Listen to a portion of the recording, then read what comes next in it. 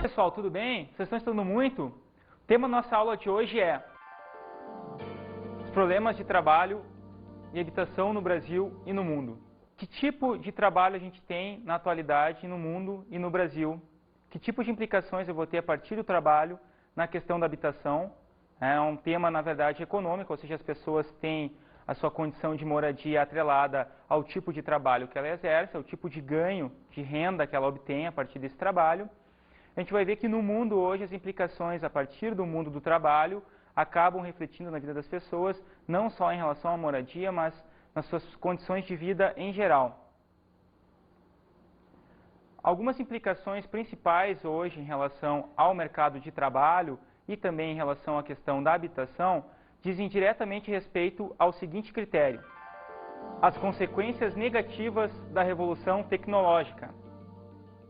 A revolução tecnológica, período conhecido hoje, principalmente no meio geográfico, no meio acadêmico da geografia, período conhecido como meio técnico, científico, informacional, acabou condicionando a humanidade, no atual momento, no atual período, a um complexo sistema de trabalho, um complexo sistema onde cada vez mais as novas tecnologias acabam reduzindo os postos de trabalho, principalmente a partir de uma mecanização e robotização nas linhas de montagem, tanto nas grandes indústrias quanto nas pequenas e médias. Enfim, ocorre toda uma escala de produção a partir de centros de tecnologia espalhados principalmente pelos países ricos, os países desenvolvidos, e depois essas novas tecnologias do trabalho são repassadas para os países periféricos. Então a gente vai ter o quê?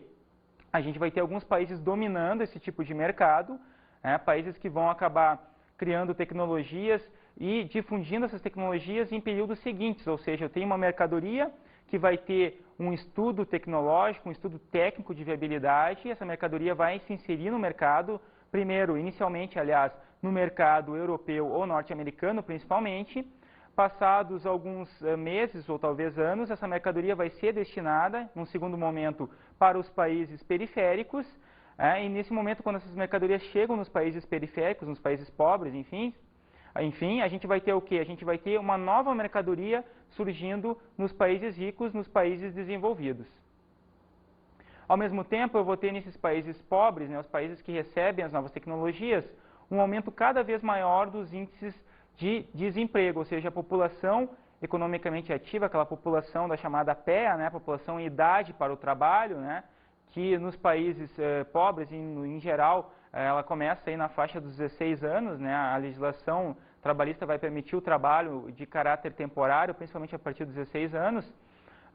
Vai ocorrer o quê? Vai ocorrer uma queda nos índices de empregabilidade, ou seja, o cidadão daqui a pouco não consegue mais se incluir, aliás, no mercado de trabalho, justamente em função dessas inovações tecnológicas preconizadas nos países ricos, nos países desenvolvidos.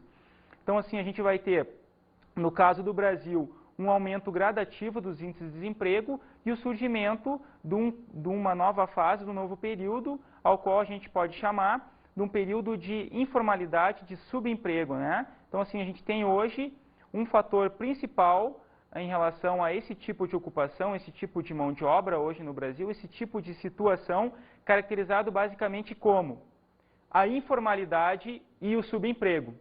Então, essa informalidade associada aí à questão do mercado de trabalho em relação aos principais países hoje em termos de mercadorias, de produção de mercadorias e também, por que não, em relação ao Brasil, a gente vai ter sim uma população associada, a população economicamente ativa, trabalhando com a questão da informalidade, ou seja, eu não tenho mais o chamado emprego com direito, com carteira assinada. Eu vou ter basicamente trabalho, que é uma coisa totalmente diferente.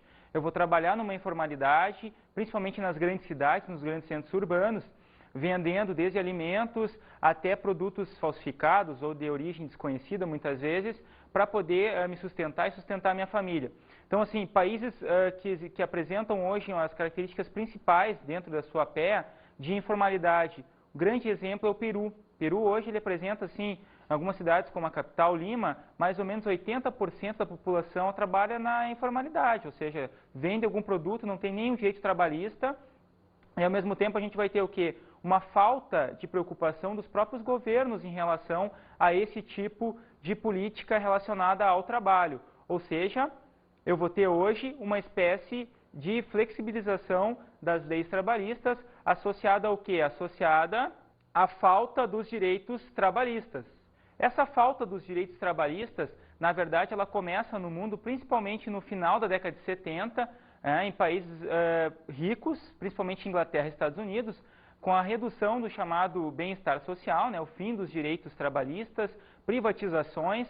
Isso vai acabar ocorrendo também nos países periféricos, nos países pobres do terceiro mundo, Então é um sistema que vai chegar no Brasil, principalmente aí por volta dos anos 90, início da década de 90, e esse processo vai acabar colidindo com o que? Justamente com a questão do trabalho, ou seja, vamos flexibilizar as leis trabalhistas, vamos reduzir os direitos do trabalhador, principalmente em relação à questão das férias, a questão do tempo de serviço, ou seja, do fundo de garantia, como ele vai ser pago, se é que vai ser pago, a própria questão do 13º salário também está sendo discutida, e são implicações sérias em relação ao mundo do trabalho, em relação não só ao Brasil, mas uma série de países do mundo.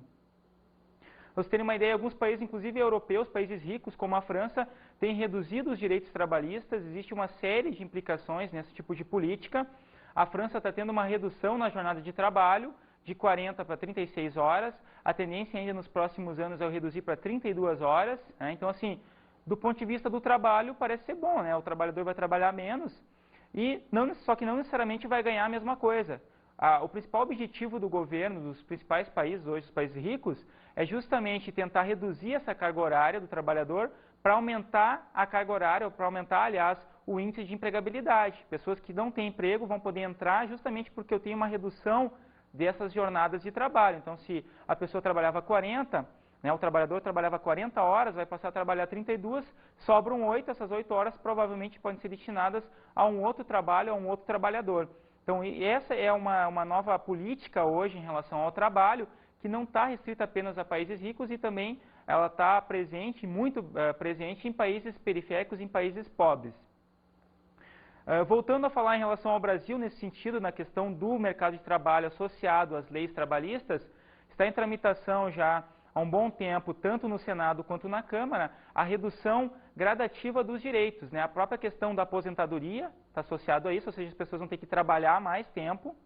O que eu quero dizer aqui, não necessariamente esse trabalho vai ser um trabalho com direitos, pode ser um trabalho informal, que é o que está prevalecendo hoje já em grandes centros urbanos, e ao mesmo tempo eu vou ter um aumento da contribuição, mesmo na informalidade, porque aquela pessoa que tem um trabalho informal, ainda assim, ela pensa em contribuir visando justamente a sua aposentadoria, ela tem que ter um ganho ao final da vida, da vida trabalhista, pelo menos.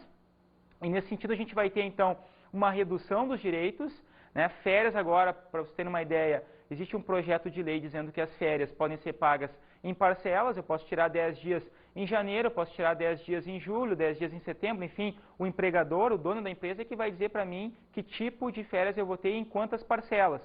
Agora vejam a questão principal, que é a questão da família, por exemplo. Eu tirando férias parceladas, eu vou acabar tendo diferenças em relação à minha esposa, por exemplo, em relação aos meus filhos.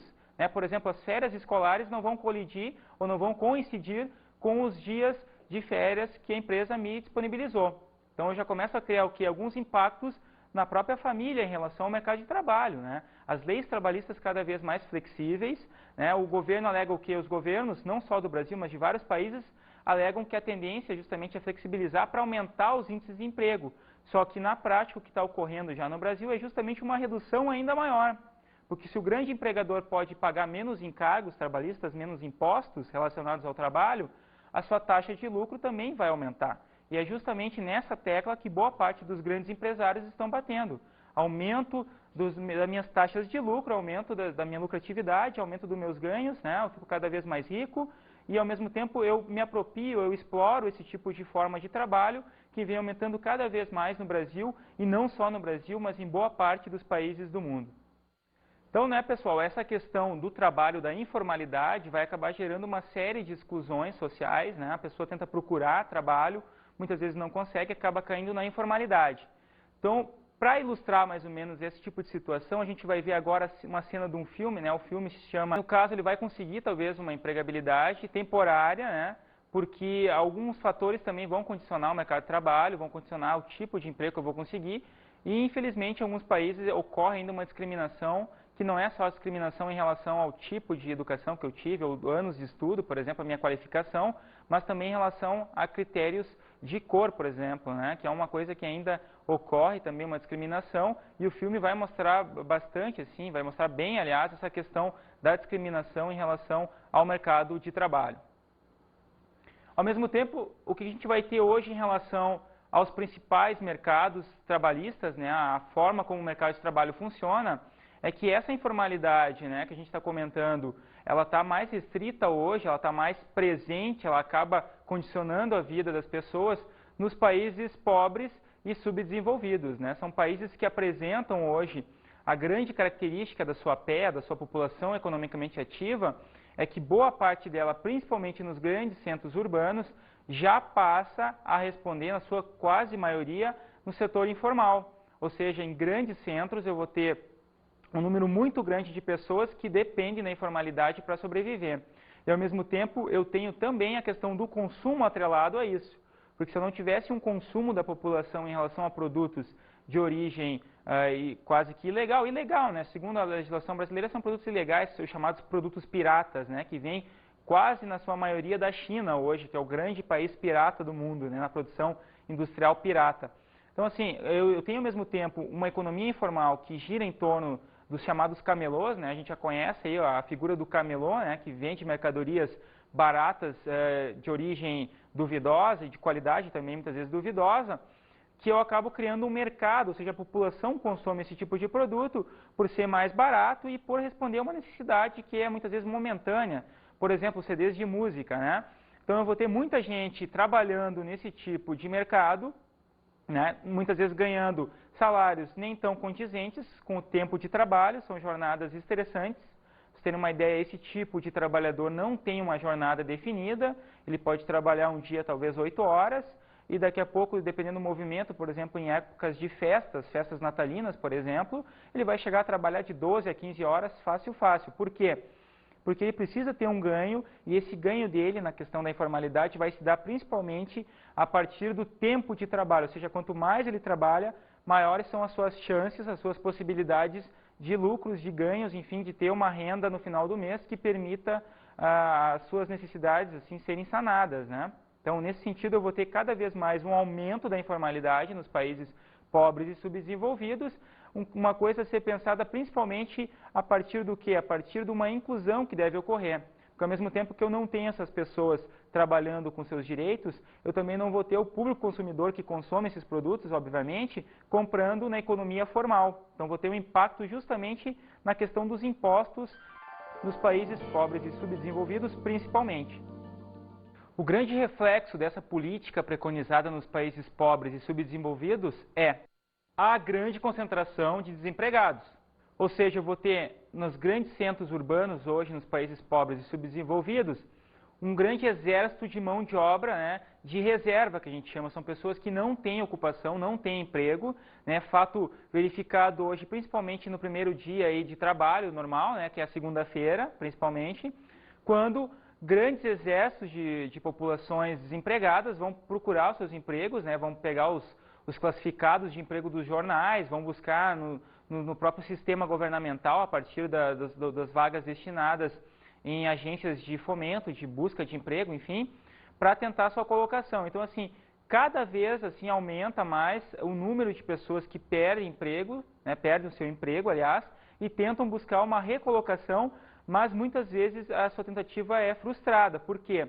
Porque a competição é cada vez maior. Existem hoje, para vocês terem uma ideia, no mercado de trabalho, pessoas com alta qualificação, pessoas com nível superior de qualificação, né, com uma capacitação muito boa, que estão desempregadas ou que estão exercendo funções que ganham bem menos em relação à sua qualificação, né, sem querer discriminar, dizendo que uma profissão é melhor que a outra, mas existem casos característicos de, por exemplo, engenheiros trabalhando como taxista, né? Ou pessoas, ou médicos, no caso, trabalhando no comércio, enfim, ele não foi preparado para isso, ele não investiu na sua qualificação para trabalhar nessa profissão e justamente para ganhar menos também, né? Então, hoje é cada vez maior o número de pessoas no mercado de trabalho que tentam uma recolocação, né? Tentam buscar uma recolocação e têm suas iniciativas digamos que decapitadas, né? Essas tentativas são inválidas, elas são negativas, porque o próprio sistema não consegue absorver todo o número de pessoas que necessitam de emprego. Mas quais são as causas da falta de emprego? Por que as pessoas não têm uma colocação no mercado? Por mais que elas tenham uma qualificação, elas tenham estudado, elas tenham buscado se qualificar para tentar se inserir nesse mercado. Justamente porque ocorre no Brasil uma política hoje de redução dos postos, principalmente porque o setor secundário, isso não é apenas uma característica brasileira, uma característica hoje de boa parte dos países do mundo, que é justamente transferir parte dos empregos do setor secundário, ou seja, das indústrias, para o setor terciário, que na verdade representa o comércio e os serviços. Então assim, a gente vai ter muitas pessoas que estavam empregadas na indústria migrando para o comércio e para os serviços, e isso obviamente vai aumentar as taxas de desemprego, porque a competição também vai aumentar, e assim a gente vai ter poucas pessoas que vão ter a chance de ter uma recolocação ou uma colocação no mercado de trabalho. Esse é um fator hoje característico de países subdesenvolvidos e pobres, mas também dos países ricos, né? Países como os países europeus, por exemplo, no caso da França, que já tem hoje mais ou menos 60%, de 60% a 70% de sua população economicamente ativa, já centrada, já se encontra, obviamente, no setor terciário, no setor de comércios e serviços. Então, nesse sentido, eu vou ter cada vez mais índices de desemprego, que não são apenas característicos de países pobres subdesenvolvidos. Na Europa, por exemplo, a partir daquelas políticas, né, do chamado fim do bem-estar social, as políticas neoliberais, eu vou ter cada vez mais um número maior de pessoas que não têm ocupação, que não têm emprego e que vão acabar, de alguma forma, ficando marginalizadas em relação ao sistema econômico e vão acabar, em muitos casos, morando na rua. Então, assim, aquela velha ideia dos antigos livros de geografia, né, que mostravam aquelas belas paisagens, populações vivendo com alto padrão de vida, em cidades belas e limpas, está mudando. Hoje a gente tem cada vez mais uma população que depende muito ainda do Estado, e como o Estado não ajuda mais como ajudava antigamente, a gente vai ter muita gente vivendo nas ruas em países ricos também. Outro fator responsável por uma não recolocação da pessoa no mercado de trabalho, ou pelo menos por uma primeira colocação, diz respeito aos baixos índices de escolaridade. Boa parte da população nos países pobres ou subdesenvolvidos não tem uma educação condizente para o mercado de trabalho, ou seja, ela não consegue estudar ou estuda por poucos anos, né, geralmente. Então, assim, a gente vai ter ao mesmo tempo a questão do trabalho, ou seja, muitas pessoas começam a trabalhar desde cedo, crianças muitas vezes, com 12, 13 anos, começam a se inserir no mercado, ou a própria família acaba induzindo elas ao mercado de trabalho, geralmente informal ou na agricultura, por exemplo. Então, essa população vai acabar ficando de fora da questão da qualificação. Ela não vai estar na escola, não vai conseguir fazer uma faculdade, por exemplo, isso é quase impossível hoje, né? Boa parte dos países pobres, no caso, num país subdesenvolvido como o Brasil, para você ter uma ideia, os índices de escolaridade, ou seja, aquelas pessoas que chegam à universidade hoje, já não é nem de 10%, ou seja, entre 10% a 8% no máximo da população chega ou chegou um dia a frequentar uma universidade. Aí você vai analisar mais ou menos, se a gente analisar o número de pessoas que concluem essa faculdade, que se qualificam, é cada vez menor, é menor ainda, né? Um índice que não chega aí a 3% da população. Então, assim, como não existe um índice bom de escolaridade da população, né? Boa parte da população não consegue estudar durante muito tempo, obviamente eu vou ter um reflexo negativo em relação a uma colocação ou uma recolocação no mercado de trabalho. Para você ter uma ideia em relação a esse aspecto ainda, no Brasil, hoje, a população considerada analfabeta beira em torno dos 30 milhões de pessoas, ou seja, a pessoa não consegue nem escrever, não consegue ler coisas mínimas, como é que ela vai se inserir no mercado que exige cada vez mais qualificações, a questão da informática, por exemplo, que hoje é cada vez mais fundamental, e ao mesmo tempo a questão de uma língua estrangeira, no caso o inglês, que hoje está disseminado no mercado de trabalho, essa pessoa não vai conseguir uma qualificação e, no caso, ela vai acabar migrando para o setor informal, vai acabar trabalhando, fazendo serviços informais, sem nenhum direito trabalhista, que é uma das principais características e que tem fundamento, tem função, tem origem, principalmente na questão dos baixos índices de escolaridade verificados, principalmente nos países pobres e subdesenvolvidos. Ainda assim, eu vou ter alguns índices de empregabilidade na economia dos países pobres e subdesenvolvidos, só que essa empregabilidade está associada ao seguinte fator: baixos salários associados a grandes jornadas de trabalho.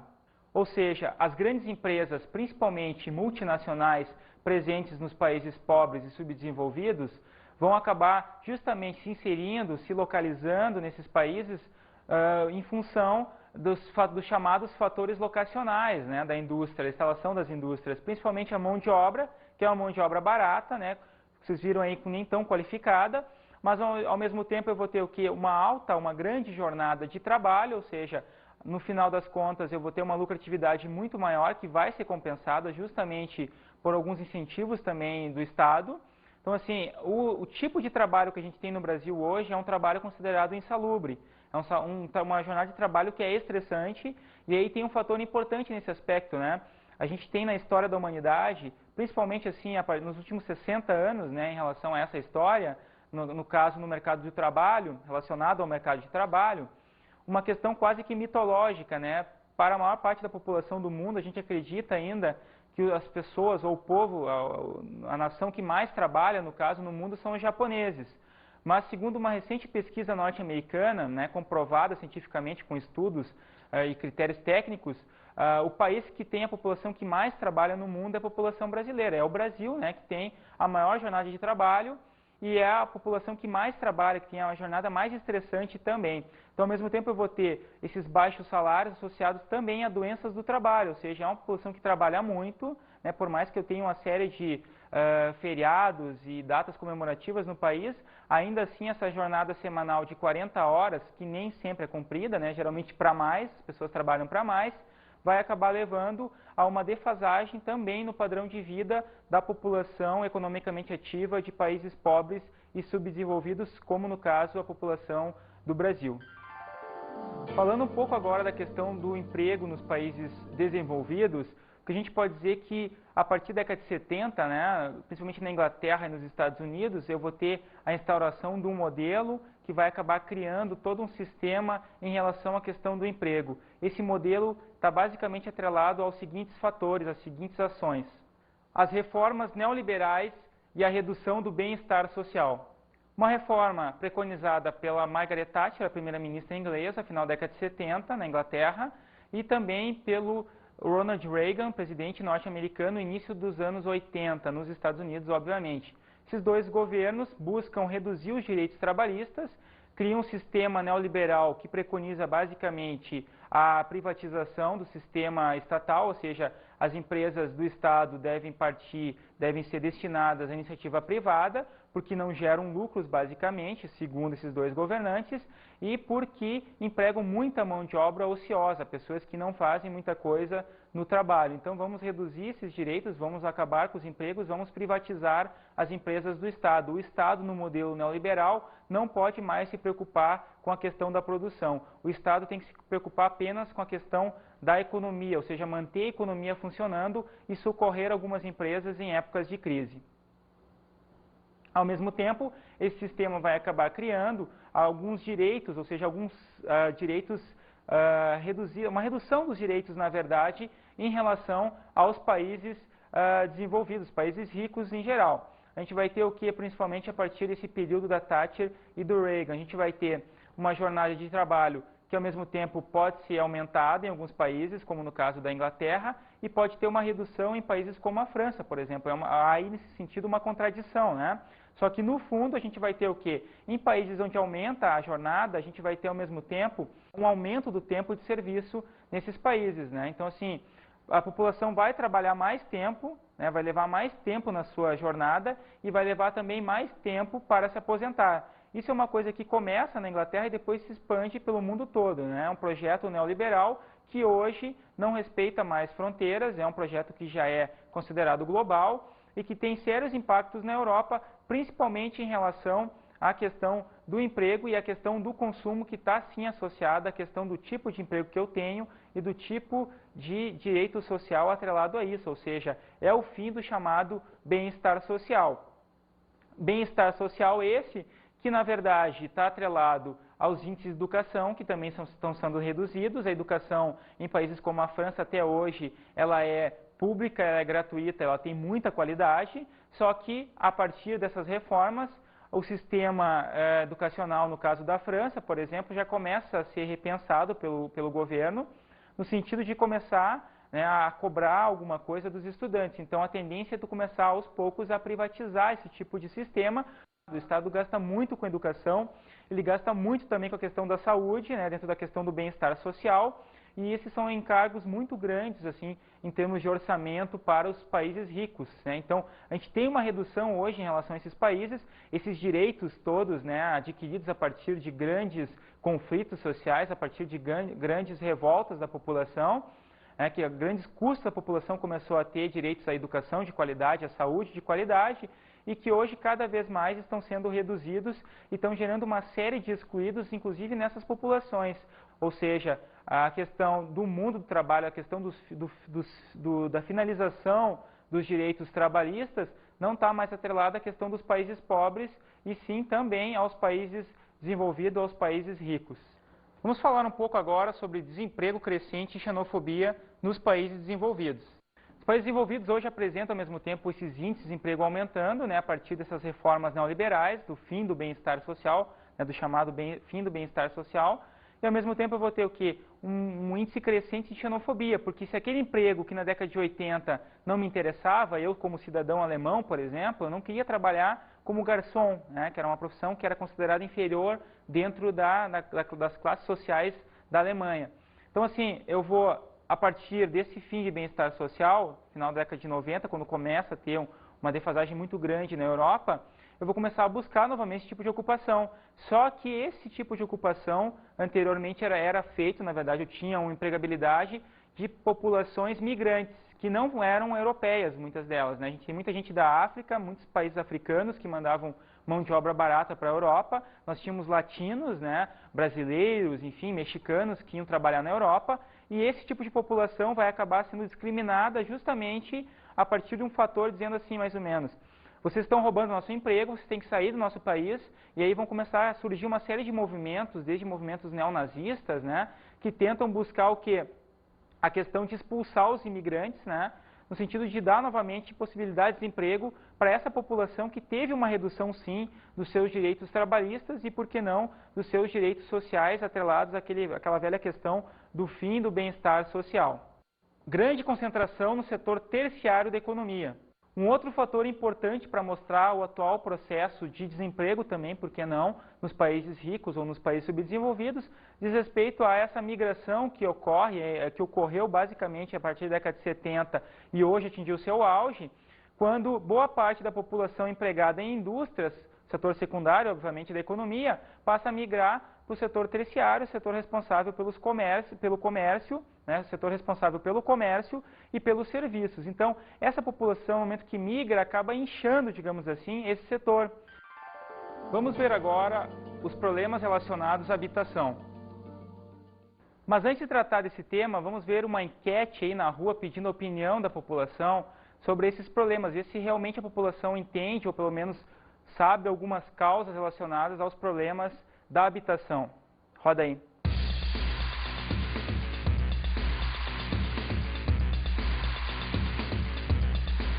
Vocês sabem quais são as principais causas dos problemas de moradia no Brasil, como favelas, comunidades pobres? Uma administração do governo, principalmente, e falta de educação. Falta de estrutura, falta de ensino, falta de cultura, falta de bastante coisa. Eu acredito que seja o preço de você comprar um terreno hoje, uma moradia, é muito caro, não tem condições. Eu mesmo moro numa área invadida porque eu não tenho condições de comprar um terreno, é muito caro. É muito caro, então as pessoas, acho que pela falta disso, acabam indo para favelas, formando isso. Acho que é isso, acho realmente muito caro e a situação do brasileiro financeira hoje não compete para conseguir comprar um terreno, uma coisa assim. Acho que é isso, muita desigualdade social mesmo. Bastante desigualdade e isso daí é dos governantes, nós vamos fazer o quê, né? Entra um, sai outro e assim nós vamos. Vocês viram aí, né, pessoal, a população tem opiniões diversas em relação à questão dos problemas relacionados à habitação no Brasil, mas boa parte, assim, vai ver hoje que a questão, principalmente do surgimento de moradias irregulares, está associada, sim, à questão da desigualdade econômica e social presente principalmente em países pobres e subdesenvolvidos. Vamos ver agora as principais causas e consequências dos problemas relacionados à habitação. Falta de políticas públicas. Prioridade para a construção de condomínios de luxo. Surgimento de moradias irregulares. As favelas. E aumento da violência urbana. À medida que a população não tem emprego, não tem como se incluir dentro dessa economia como um todo, né, principalmente em países pobres e subdesenvolvidos, eu vou ter uma população marginalizada que vai acabar morando nessas áreas de risco, né, nas chamadas favelas, áreas que não têm nenhuma preocupação estética na arquitetura, não tem preocupação com as questões ambientais, são geralmente construídas em áreas irregulares de morro, né, ou seja, eu tenho um grande risco de desabamento, por exemplo, em épocas de chuva. Ao mesmo tempo, o próprio governo não tem políticas públicas para inserir essa população, para construir condomínios populares, por exemplo, né, de melhor qualidade, de melhor preocupação estética e também do ponto de vista da questão ambiental. E eu vou ter também uma prioridade no Brasil hoje, e não só no Brasil, mas nos principais países pobres, subdesenvolvidos, com a questão dos condomínios de luxo, né, pessoal? Ao mesmo tempo que eu tenho um grande exército de pessoas desempregadas, eu tenho ainda uma grande elite nesses países, né, uma elite dominante que concentra boa parte da renda e que vai acabar sendo o centro das atenções das principais construtoras, né, das principais incorporadoras que são responsáveis pela construção de condomínios de luxo, de apartamentos aí que custam 1 a 2 milhões de reais na média, para vocês terem uma ideia, né? Existem pessoas que têm esse poder aquisitivo para gastar num apartamento de luxo ou numa casa de luxo, enfim. Então, assim, existe uma grande concentração em relação ao capital e uma prioridade das grandes empresas, da construção civil, no caso, em relação a esse tipo de público. Ao mesmo tempo, eu vou ter hoje no Brasil uma questão principal que é a questão de eu ter um surgimento dessas áreas associado à desigualdade, ou seja, a desigualdade social, a falta de inclusão social vai gerar, sim, índices maiores no caso de violência urbana, né? O cinema mostra bem essa questão, alguns filmes como Cidade de Deus vão mostrar justamente essa questão da população marginalizada em favelas, começa a assaltar, começa a roubar, enfim. A questão social no Brasil e em países pobres e subdesenvolvidos está associada, assim, à questão da falta de inclusão, a falta de inclusão na questão do emprego, né, na questão da moradia, e que vai dar margem, sim, para um aumento dos índices de violência, tanto na questão urbana, quanto na questão da população como um todo, da questão dos territórios em geral.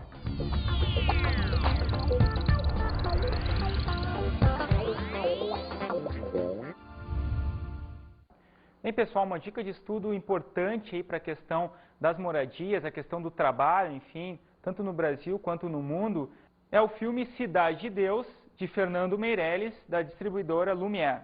Um filme que vai mostrar basicamente a questão da marginalidade no Brasil, né, em relação às favelas, surgimento das favelas, a questão do mundo do trabalho, ou seja, aquela pessoa favelada que mora na favela, que vai acabar sendo discriminada, que não vai conseguir uma inserção no mercado de trabalho e que de alguma forma vai acabar partindo para o mundo da violência, para o mundo do tráfico de drogas. É um filme importante para mostrar essas questões.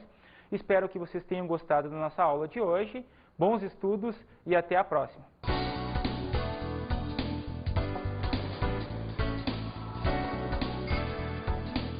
Na aula de hoje estudamos os problemas de trabalho e habitação no Brasil e no mundo.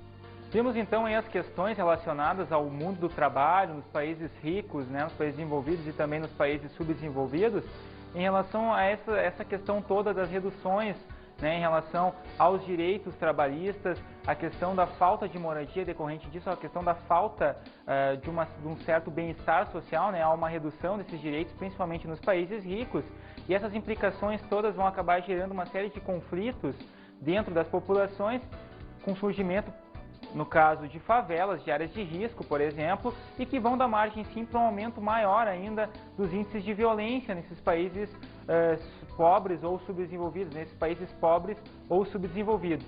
Ao mesmo tempo, eu vou ter nos países ricos um surgimento, né, cada vez maior de desempregados e de pessoas que perambulam pelas ruas, por exemplo, pessoas que estão ficando cada vez mais fora do sistema econômico. Então a gente vai ter uma série de implicações em boa parte dos países do mundo na atualidade. Bons estudos!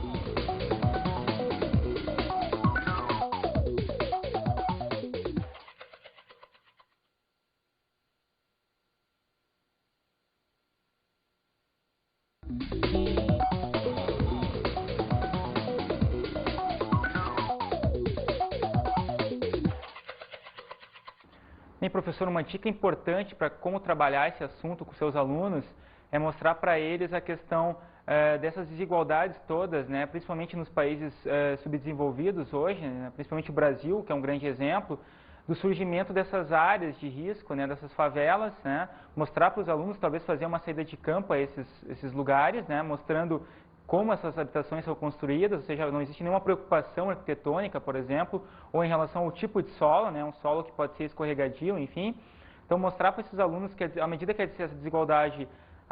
essa desigualdade vai aumentando, a tendência é ter também um aumento maior dos índices de violência nos grandes centros urbanos brasileiros na atualidade.